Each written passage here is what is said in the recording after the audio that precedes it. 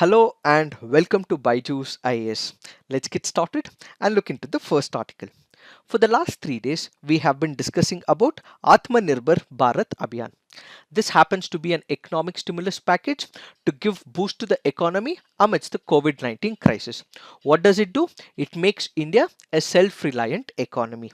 In this article, we will focus and add on with respect to the agriculture. What are the various initiatives that the government is planning to come up with? One is with respect to the contract farming. Then it plans to bring certain amendments to the Essential Commodities Act of 1955. What does the center want to do? The center wants to deregulate the sale of about six types of agricultural produce. What are those? It includes cereals, edible oils, oilseeds, pulses, onions, as well as potatoes. So all those impediments, problems and barriers that these sectors face will be deregularized by the government of India. Then we have the interstate trade as well. There are multiple issues when it comes to moving of agricultural produce from one state to another. Let's say there is a farmer. He has produced his agricultural goods in the state of Maharashtra. For moving these agricultural goods from Maharashtra to Karnataka, there are large scale barriers as well.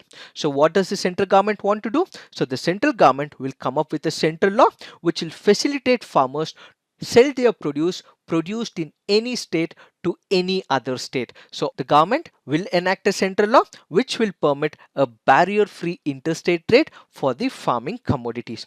Then we also have investment which is made in multiple sectors in agriculture. What are these investments? Let's have a bird eye view on them. There would be funds worth of 1 lakh crore to be given to agricultural cooperative societies, farmer producer organizations and startups for boosting farm gate infrastructure. 10,000 crores would be provided for farmalizing micro food enterprises, cluster based farming approach as well. 20,000 crores would be provided for the fishermen under the Pradhana Mantri Matsya Sampada Yojana, which is expected to pay for additional fish production of 70 lakh tons over the next 5 years. Followed by this, we have about 13,000 crores which will drive to achieve 100% vaccination for cattle, buffaloes, sheep, goats and pigs as well. We will be investing about 15,000 crores and this is for boosting animal husbandry infrastructure.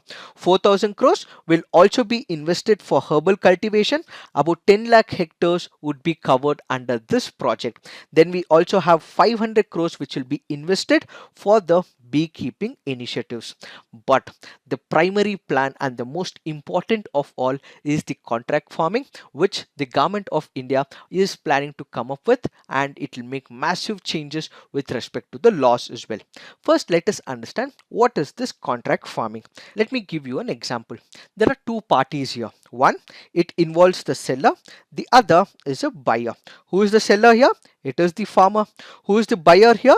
It can be an individual or it can be an organization. So there is a consensus and agreement between the seller as well as the buyer. What happens under this agreement? In case there is a violation from the buyer side or from the seller side, then they would be able to approach the court of law. So an agreement which is enforceable by the court of law is what is called as contract. So what happens under this contract? Let's say there is an organization and let's take the example of Britannia. So what is Britannia into? It makes biscuits, it also makes cakes and so on. So what is the necessity? So it will require wheat. So there is an agreement between the farmer as well as Britannia. So what Britannia says, the dear farmer, we want about 10 tons of wheat. So they would enter into an agreement which happens to be a contract if it is enforced by law, and then wheat will be assigned to this Britannia. So there is a contract that about 10 tons of wheat would be bought about by Britannia for a period of about 2 years or 3 years or 4 years for a particular eat for a fixed amount. So this is what is called as contract farming. So when you speak of contract farming, the inputs might also be provided by Britannia. They might also provide the quantity that is required, the quality that is required, and all the inputs that is required for them to derive a particular product of it. So this contract is present under the Indian Contracts Act of 1872. Now let's look at advantages of contract farming. Most of the Indian farmers are small scale farmers. They have very less land, about 86% are small holdings. They do not know how to innovate in these small areas. So, who will give impetus to this? It is the corporate people who would engage with the farmer as a contract farming. So, most Indian farmers who are small, who do not have resources to innovate, will be provided by these entrepreneurs, by the organization and industrial establishments, so that innovation in farming sector can be introduced. That is the key advantage of contract farming. There is issue of post harvest value.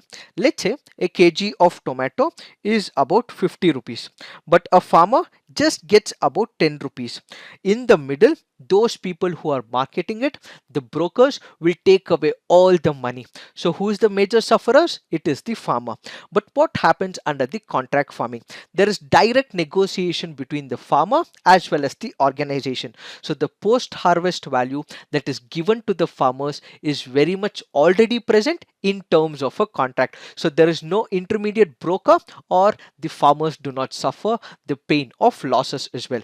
Contract farming also acts as an insurance scheme. How as an insurance scheme? Let's say they have already entered into an agreement. The farmer is supposed to produce about 100 tons of wheat. So what he does, he produces these 100 tons, and these 100 tons will be taken by Britannia or any other organization. So this is acting as an insurance. So in case there is violation from the organization's perspective, they can ultimately be compensated, or the damages will also be bore by this organization. Finally, there are loans that are also provided by the corporate houses, or let's say by the organizations. In the normal process, what you have is the money lenders who impose large interest rate. But when it comes to the corporate houses, there is already a pre-existing contracts where this organization would be able to provide loans to the farmers, and ultimately this can also be deducted from the ultimate amount as well. So these are the advantages of contract farming, which the central government is planning to come up with new set of laws. So what is the significance of all these initiatives? This will help the farmers, it will help the companies as well as the consumers as well. Farmers would also get price for their agricultural farm, and this will also prevent suicides, as there is direct buyback from these agricultural commodities. So what we have to understand is these initiatives will help the farmers, and it will also help multiple stakeholders as well. But there are concerns as voiced under this article. So what are the major concerns? All these initiatives will take at least 1 month or 2 months and so on for the farmers to bear the fruits of it. This will happen only when there is a law in picture, only when there is contract that steps into picture. But right now there are no immediate support that are provided to the farmers. So the concern that is being articulated is that immediate support that is required is not provided to the farmer in the present scenario. It is this that we have to understand with respect to this article. Now let's look into the next article. This article says key conspirator in naval espionage case held. Let's look into the background. February 2020, the Andhra Pradesh police, along with naval intelligence, arrested about 13 people. In this 13 people, 11 were from Navy and 2 were civilians. Why were they arrested? Because they had leaked certain sensitive information of Navy to Pakistan's ISI. How was this done? This was done by honey trapping. What is honey trapping? Let's say there is a female and there is a male as well, and this male happens to be working with the government of that particular country.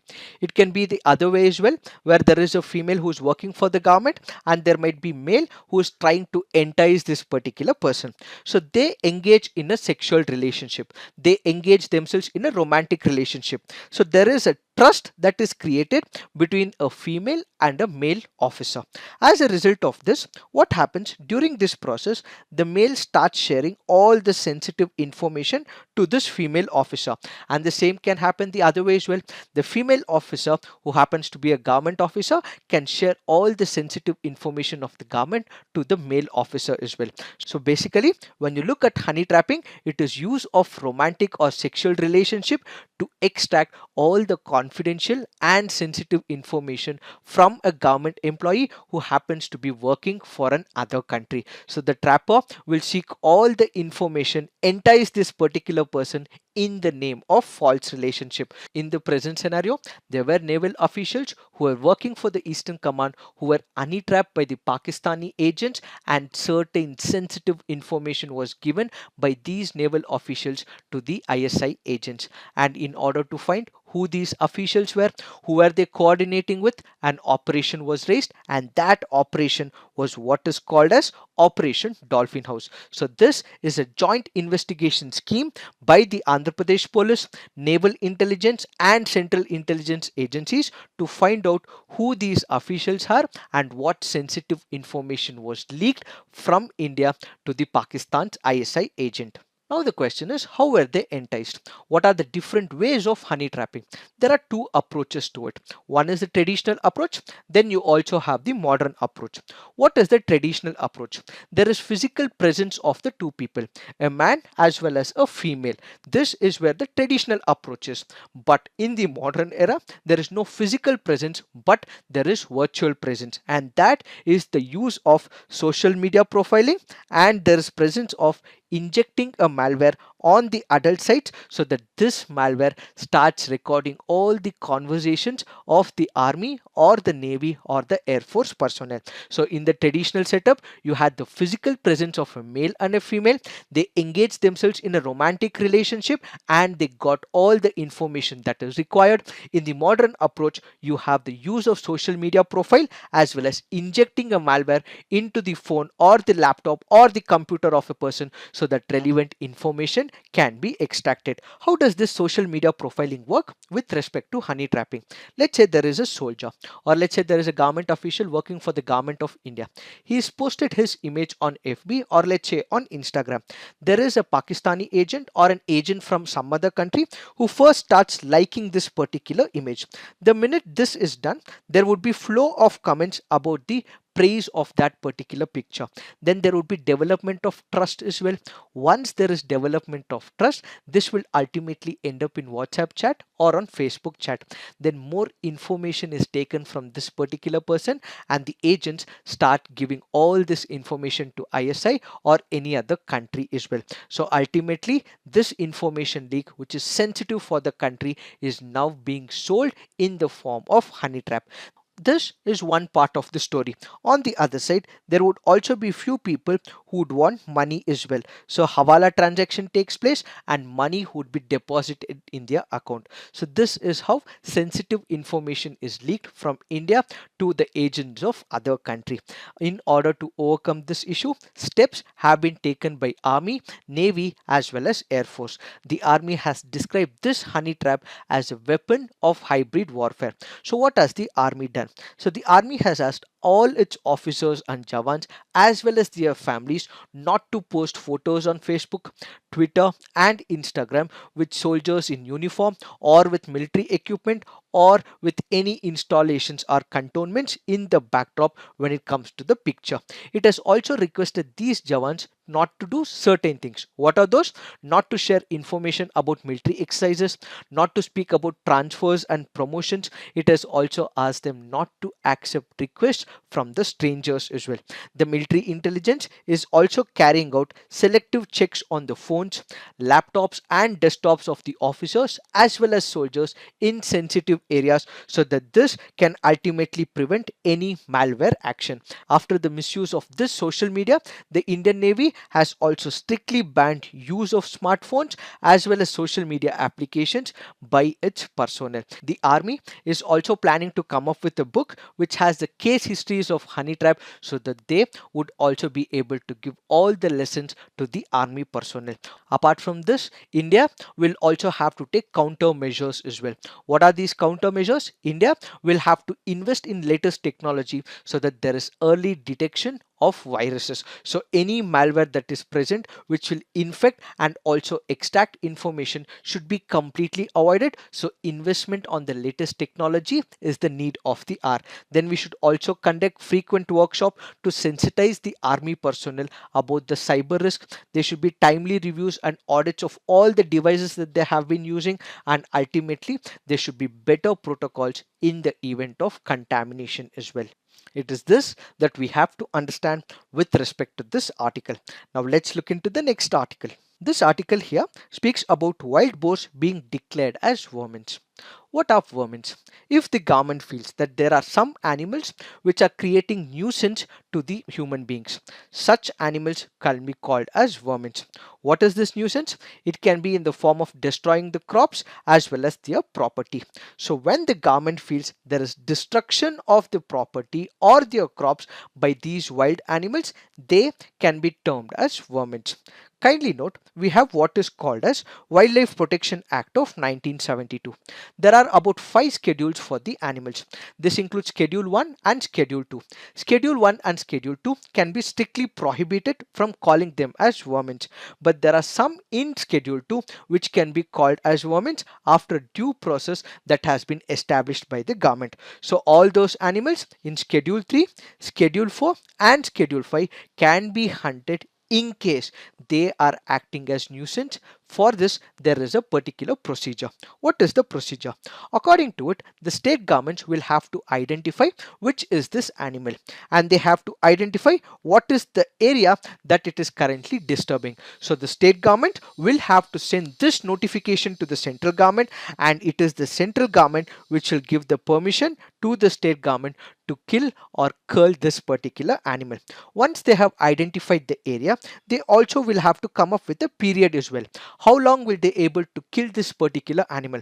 Is it for 1 month? Is it for 2 months? Or is it for 1 year? So on. So an area has to be identified, which area, and then the period will also have to be given by the state government to the central government. And ultimately, there should be a basis of recommendation as well. This will include whether that particular animal has been studied, who are the people involved in this particular study, have the expert opinion taken, and all relevant surveys will have to be conducted and ultimately posted to the central government. So the central government can put this particular animal under the Schedule 5 so that it can be declared as vermin and ultimately killed. So this is what the law is all about. Now let's look into why animals should not be killed. When you look at this particular aspect, there is something called as habitat loss. Man has been an hungry human being. He is greedy and he's been venturing into those areas which have been the homes of animals. So he enters into the forest. There is large scale deforestation as well. So once this happens, animals starts moving into those areas where humans are currently present. So the human loss will result because of the habitat loss that we have pushed the animals into. So the deforestation and lowered green cover in the cities have been driving the animals into the human habitats. Then there is fall in the predator population as well. Let's take the example of deer, or let's take the example of nilgai. Their population starts increasing when the population of the predator starts decreasing. So when the population of the predators like tigers, the lions and the cheetahs and so on start reducing, then ultimately these deers and so on starts increasing. This is another aspect. Then there are climatic changes that we have introduced because of anthropogenic factors. This has ultimately reduced us to drought like conditions. So the humans are not the only sufferers of the drought like conditions. The animals are also the sufferers as well. Once they do not have these water type conditions in the forest, they venture into the human areas, and that is when there is conflict of man as well as animal. For then there are humans who also feed animals. People who go to pilgrimage places, temples, they feed the monkeys. So after a considerable period, these monkeys develop a pattern, and in fact after some point they also start chasing the human beings as well. When we have all that we have inculcated and all that we have disturbed in this natural scenario, how is that man can declare a particular animal as vermin and kill it? There are other concerns as well, and that is with respect to the recommendation. State authorities at times do not provide the scientific basis, such as surveys of the animal population within that particular area, damage caused by this wild boar to the crops as well as property, and money paid as the compensation. So the ultimate responsibility of recommendation, survey as well as expert opinion is not provided by the state officials, are some of the concerns when it comes to the vermin declaration. So what is the way forward? The state will have to develop early warning system. This will include timely information that has to be provided to the people so that they can take the precautionary measures and the safety needs in order to reduce the risk of wildlife encounters. Apart from this, we can also think of population control as well. But whenever such a step of population control has to be taken, more research has to be taken up. Population dynamics of the wild animal and the region that they are present in has to be taken up, and only those which are creating nuisance for the humans, such will have to be brought under the population control mechanism. So a better approach will include scientific evidence, behavior of particular species, and the social economic context in that particular region will all have to be taken in order to ensure that life of the animal is respected. It is this that we have to understand with respect to this article. Now let's look into the next article. This article says Supreme Court relief for firms unable to pay full wages during lockdown. There was an order released by the Ministry of Home Affairs, and this was released in the month of March. This order said that all the industries, shops, commercial establishments without any exception will have to pay full salaries to the employees during the COVID-19 pandemic. This order was brought under the Disaster Management Act of 2005. In case there is a particular company which is violating these orders, they may have to face the consequences. What are these consequences? Under this particular act, any violation of the government order would attract penal provision under section 51, which provides for a jail term of up to 1 year or fine or both. The sentence goes up to 2 years of imprisonment if this particular order has been violated and it causes danger to the life of the other person or results in the loss of life of a person. So such was the order that was passed by the Ministry of Home Affairs. After this order was passed, there were a number of petitions which were filed in the Supreme Court of India by organizations, by industrial bodies questioning this very order. The Supreme Court looked into this order and it has advised the government to reconsider this decision. Why reconsider? Because the people, the employers are themselves suffering. They are in the brink of insolvency and they are not able to survive themselves because of the COVID-19 issue. So it has asked the government of India to reconsider this particular decision and also restrain the government from taking any coercive action as we initially discussed. It is this that we have to understand with respect to this article. Now let's look into the next article. This article here is speaking about NEET examination. In the year 1948, there was an appointment of a commission, and this had the likes of S. Radhakrishnan as well. What was the objective of this commission? Basically, they had to lay out a blueprint for the Indian education system. There is an extract from this commission's report, and the same was also quoted in TMA Pai Foundation judgment as well. What does this extract speak about? It says complete exclusive control of the education system by the state breeds and facilitates totalitarian regimes. Such institutions promote political objectives of the government of the day. Hence, such a domination of states with respect to education has to be resisted in the interest of democracy. These were the words as given by the commission and as quoted in the TMA Pai judgment. Why are we discussing all this? That is because according to the author, these observations have not been kept in mind by the Supreme Court of India when it delivered the judgment with respect to NEET. So what is NEET here? NEET stands for National Eligibility Cum Entrance Test, which is the single entrance test for all the medical colleges in India. Whether this particular examination or this entrance test is it constitutional or not was asked in the year 2013. So this goes to the Supreme Court and the Supreme Court delivers a judgment. It says that this particular idea of single entrance for the entire country for all the medical colleges is unconstitutional. This was a 2:1 judgment that came out in the year 2013. But something else happens. There was another bench of 5 members that was appointed in 2016. The 2013 judgment called this particular examination as unconstitutional, but the 2016 judgment called it constitutional, and that's the primary reason it is in enforcement today.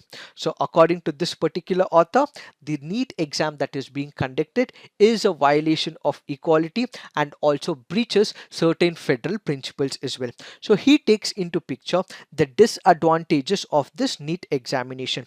When it comes to the government of India, the government of India has been deregulating multiple sectors. It is withdrawing itself from multiple activities. Why? Because it believes that it is the private organizations which would be able to do justice. So it is deregulating itself when it comes to industrial production. However, when it comes to the education, it is over centralizing itself. This NEET exam is an assault on the autonomy of the universities. The universities can come up with their own syllabus, their own entrance examination. They are independent of each other, and they can also conduct their examinations as well. So when you are coming up with a uniform pattern for the length and breadth of India, you are stripping these universities of their independence, and ultimately it means there is constant interference by the government with respect to their autonomy. This drives us to a question: is NEET really student friendly? There are states who have been opposing this entrance examination, like Tamil Nadu. Why are they opposing it?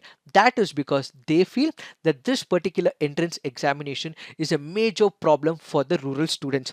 There are two types of students: one who are studying in the urban area, then there are students who are studying in the rural area. The people in the urban area have access to the coaching classes as well. The coaching classes would have figured out the examination pattern. They would help these urban students, but the major sufferers are the rural people. The urban people have money with them, they are rich people, they would be able to afford for the coaching class, but the poor are the major sufferers because they cannot access all the materials of the coaching classes. And at the same time, they also study in the vernaculars as well. They do not have the knowledge of English as well.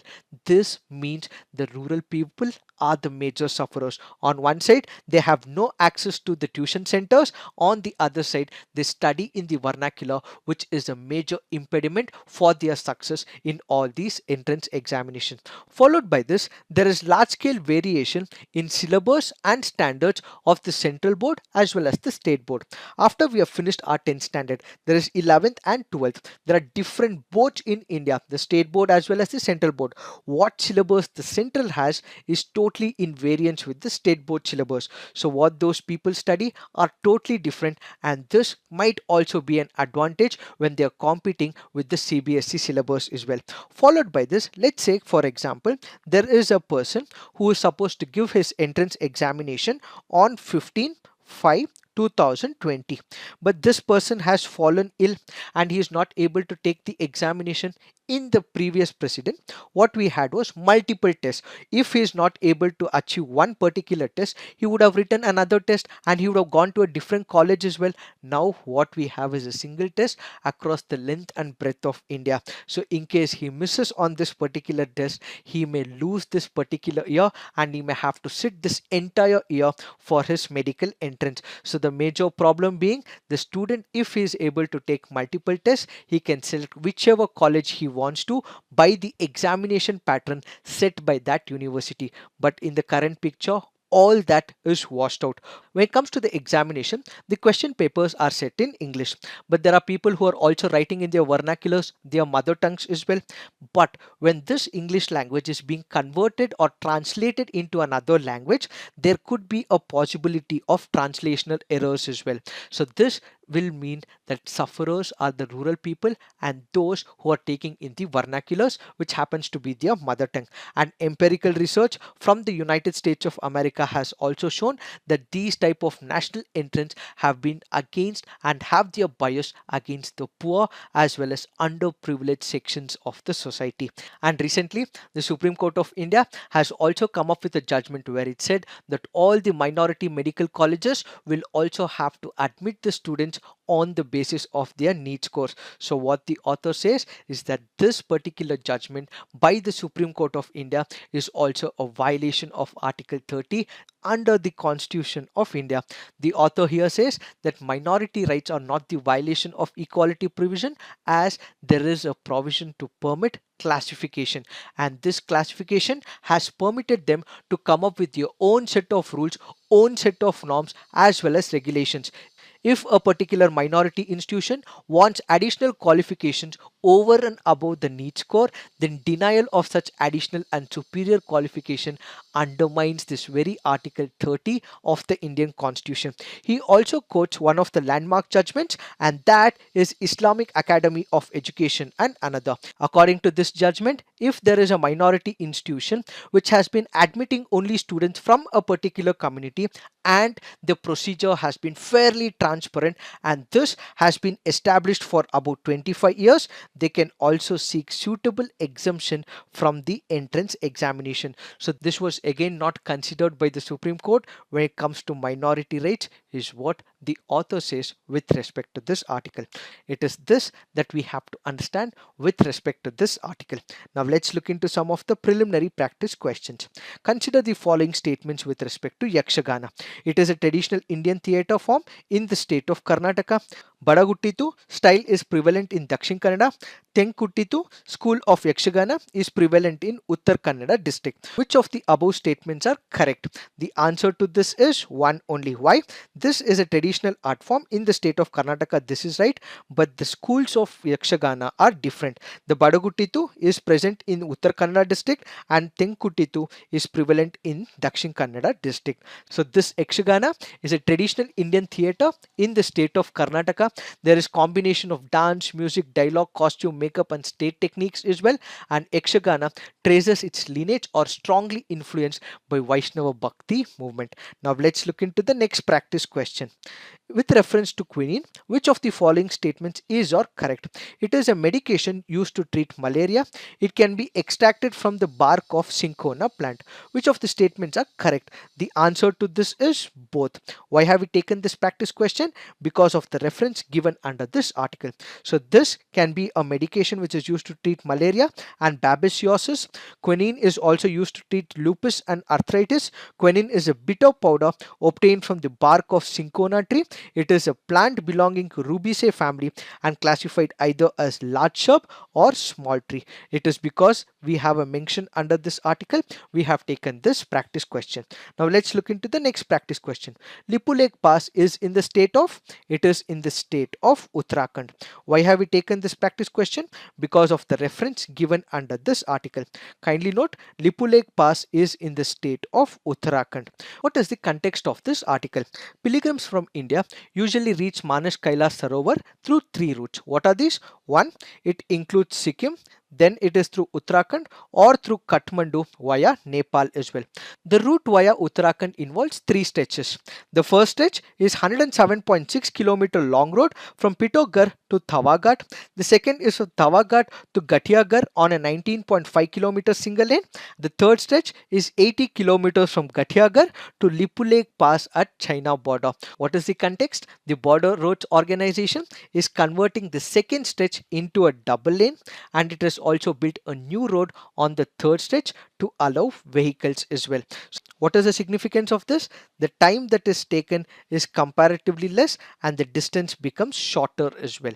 Now let's look into the next practice question. Consider the following statements. Hotels and restaurants, motor transport undertakings, newspaper establishments, private medical institutions. The employees of which of the above can have the social security coverage under employee state insurance scheme? The answer to this is 1, 2, 3 and 4. Now let's look into the mains practice question. What is meant by honey trapping? Discuss the measures taken by Indian agencies to combat threats to national security. Next question. Is it right to kill wildlife that damage crops by declaring them as vermin? Suggest appropriate solutions considering the right to life for animals. Next question. Does the national eligibility cum entrance test violate the principles of equality and minority rights? Critically analyze. So please write all your answers on the comment section so that you guys can have a peer review and also come up with constructive criticism. This is it for today. Thank you for watching. All the best.